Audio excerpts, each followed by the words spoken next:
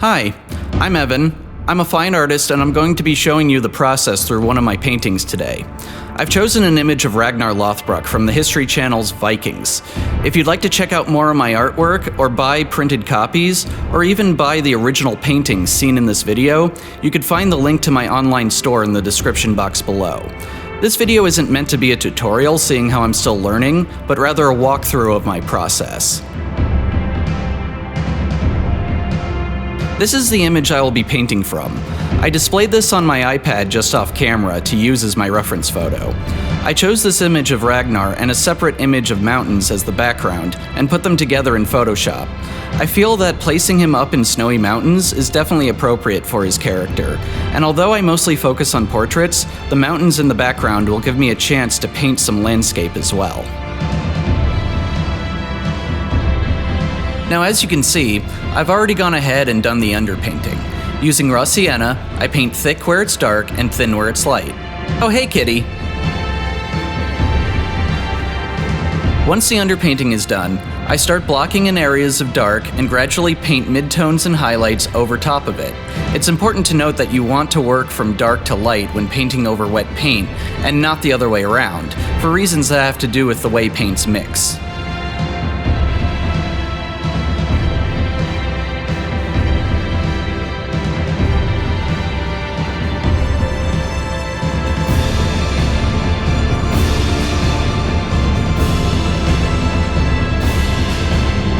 I've already rushed ahead and started building up detail on the mountains, but at this stage I should really just be blocking in areas of color first, and gradually building up the detail as I refine it. I try and focus on just blocking in large areas of snow, but of course, as I move further down the glacier, I revert back into old habits and rush right into fine detail.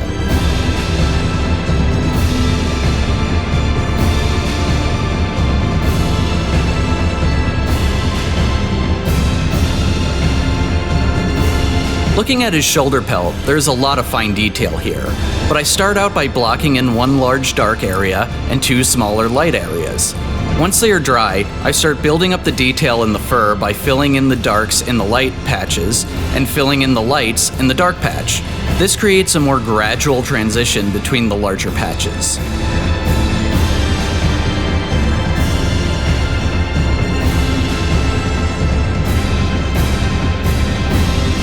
On the other shoulder, I do the same thing, but block in smaller patches of color and will build up the detail more gradually. I end up experimenting with different techniques on both shoulders to see what works better. I feel experimenting throughout your process is a very important part of the process.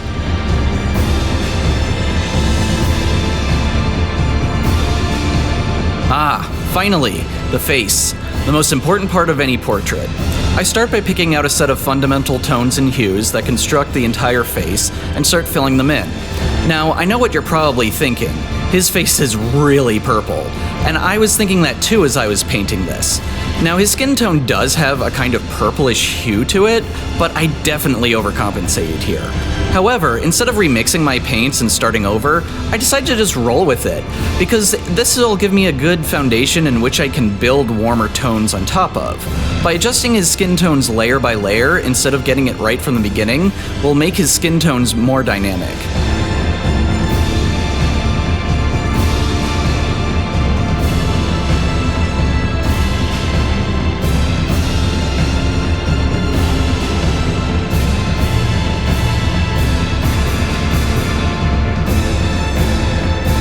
Now that I filled in the face, I start work on the eyes. The eyes are the most delicate part of any portrait and require the finest touch.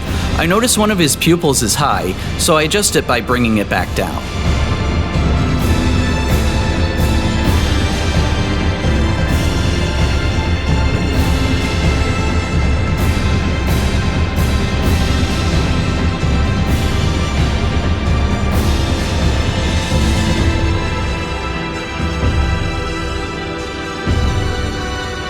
Since I was already working with skin tones, I decided to move on to the hands next. I start a similar process on the hands that I did on the face, except I use slightly darker tones, since his hands are darker overall. I also added some green off tones to help make his hands more gritty looking.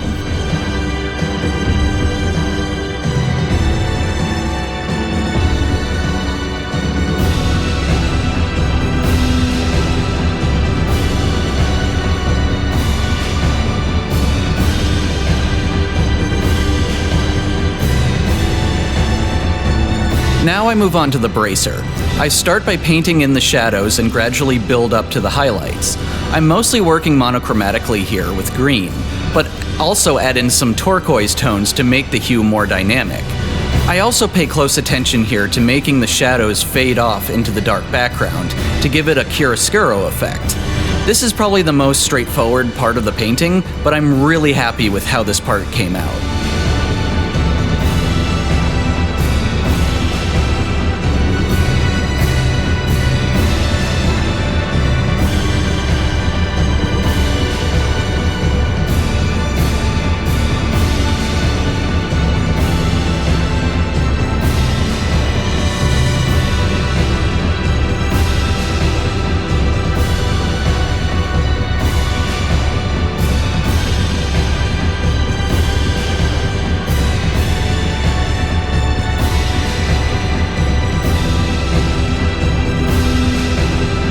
I start the hair by filling in a bunch of basic colors and shapes, and it's not long before I rush ahead and start painting in fine detail.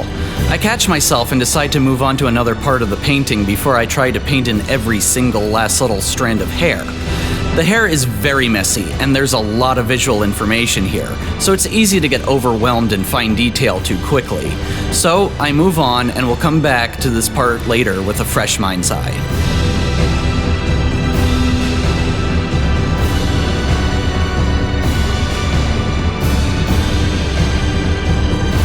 The sword is a part I've been particularly looking forward to painting.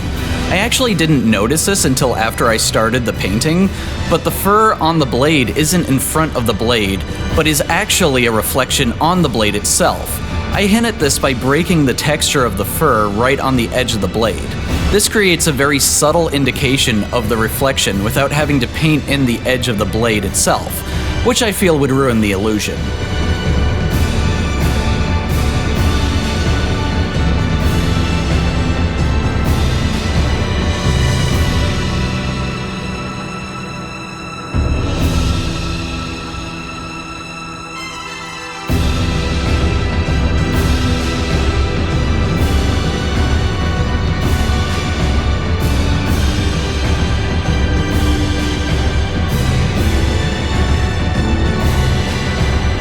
The sword handle is probably the most meticulous part of the painting.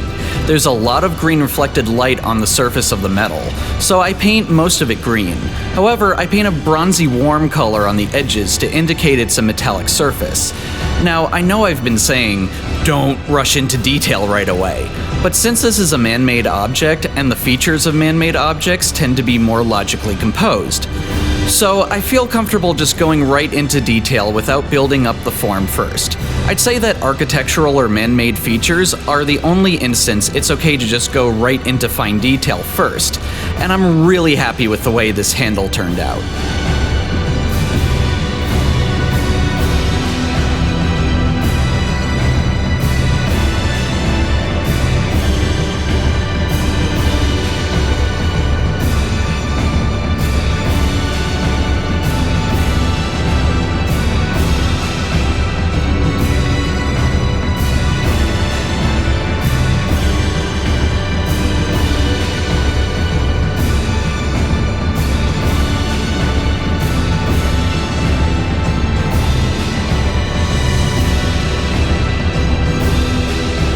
This part of the painting I feel I executed in a more proper way. I start out by blocking in the base of the mountains with a basic flat color, leaving this area mostly featureless, and then build up detail out of it by first painting in the shadows of the rocks, and then the highlights over top of it. Notice how this flat, featureless plane comes to life as its form and dimension becomes more well-defined. This gradual buildup of structure is one practice I constantly have to remind myself to follow because of my natural tendency to focus in on fine detail right away.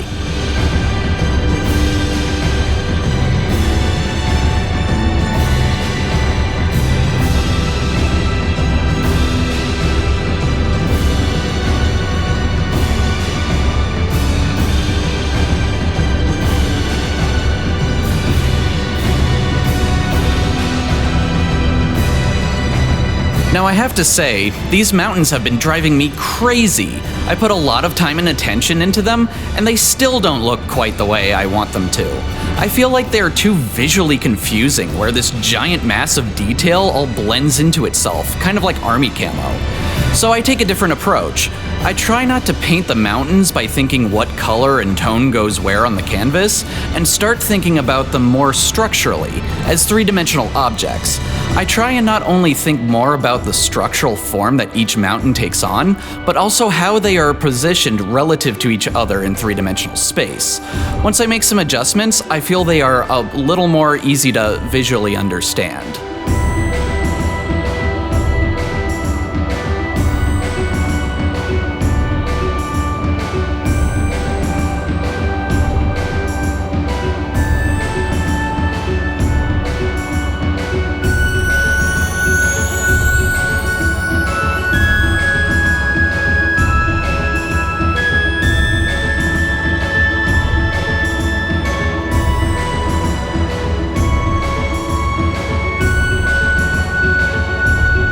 Now this part I am determined to do right. I start off by just blocking in general forms and colors, trying to indicate the underlying structure.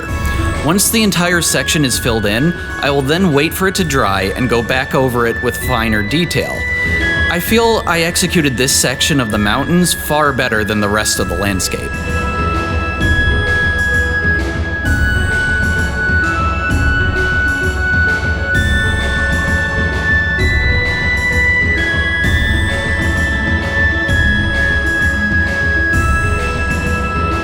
Now I move into filling in the rest of the fur. There are some warmer reddish tones here, so I add them into the mix. I put a lot of attention into how the fur fades gradually into the dark background, which will take some finessing to get right.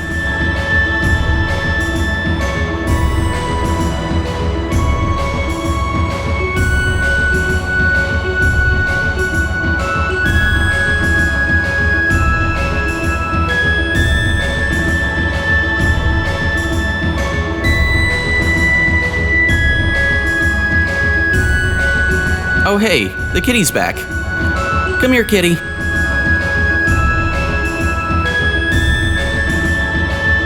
Now that the whole canvas is covered, I go back over the dark areas with a second coat of ivory black to help make the shadows more opaque.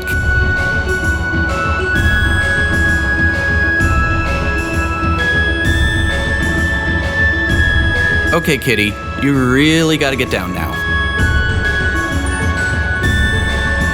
Now that the section is dried, I start defining the cracks in the rock face by filling in the dark shadows first, and then adding the highlights.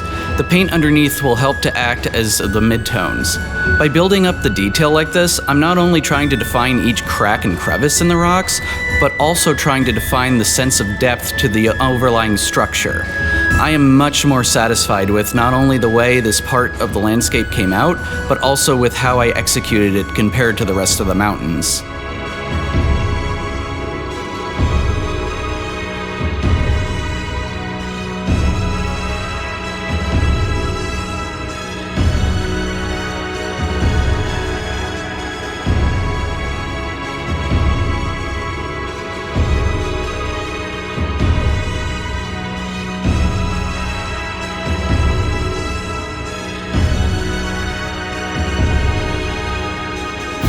Now I'm going to do another pass over the sky. I go back and add a second coat just to thicken it up and make small adjustments where I see fit.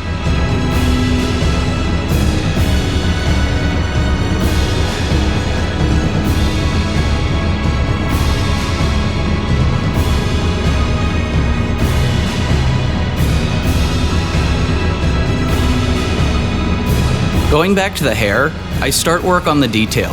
And at first, I feel this is going okay, but it just isn't looking quite like hair.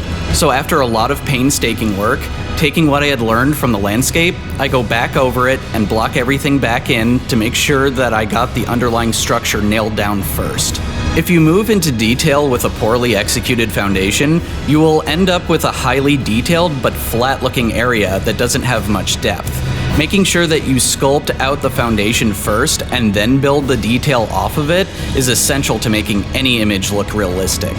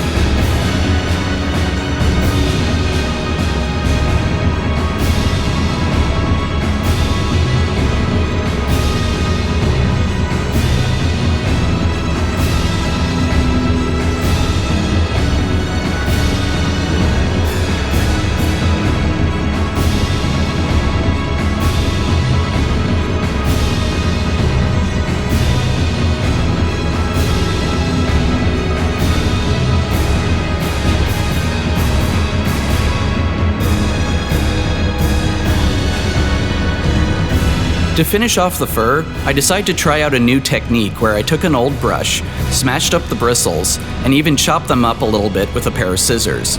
I'm hoping that by mangling the brush, I'll get a more natural fur texture. I'm happy with the results, so I go ahead and execute the rest of his shoulder.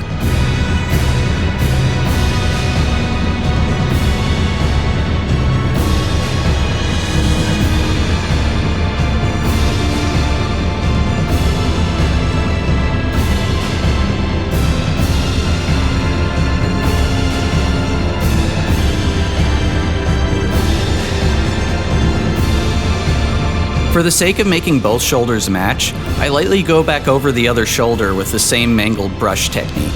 I do this tastefully to make sure I don't cover up or ruin all of the fine detail work I've already painted.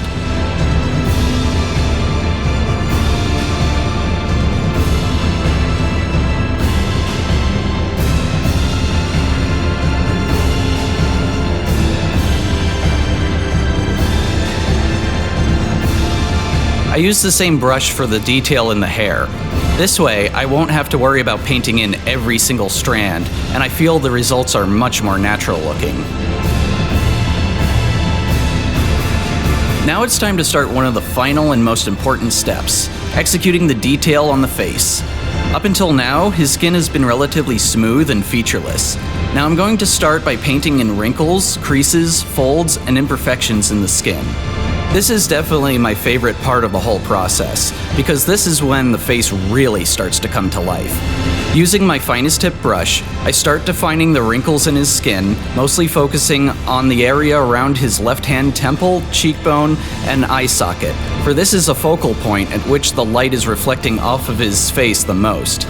Every time I paint in the wrinkles, I lightly dry brush it to partially smooth it out and then paint more wrinkles over it. This way, there will be transparent layer upon layer of detail in the skin, making the texture highly dynamic.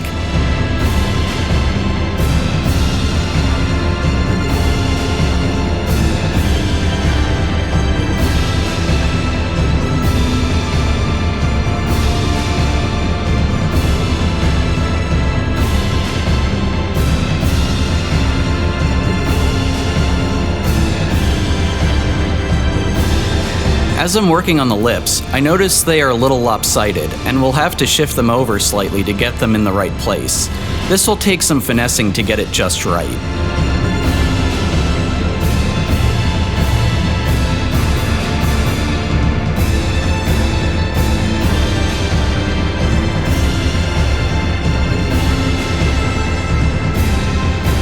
As I've built up the highlights, I've noticed his skin tone has gotten a little pale, so I lightly dry brush a warmer hue back over some of the highlighted areas to help warm up his face a little.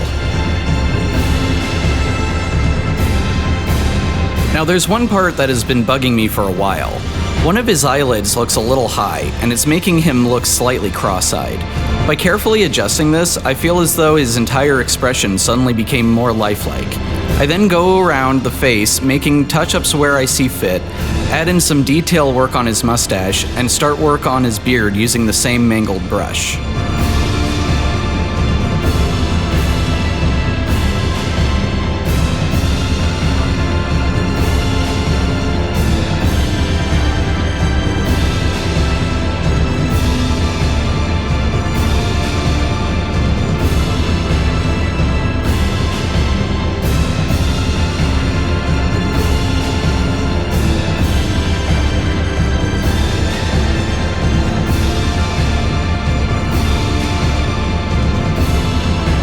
As a last step, I go around the entire painting making small touch-ups where I see fit.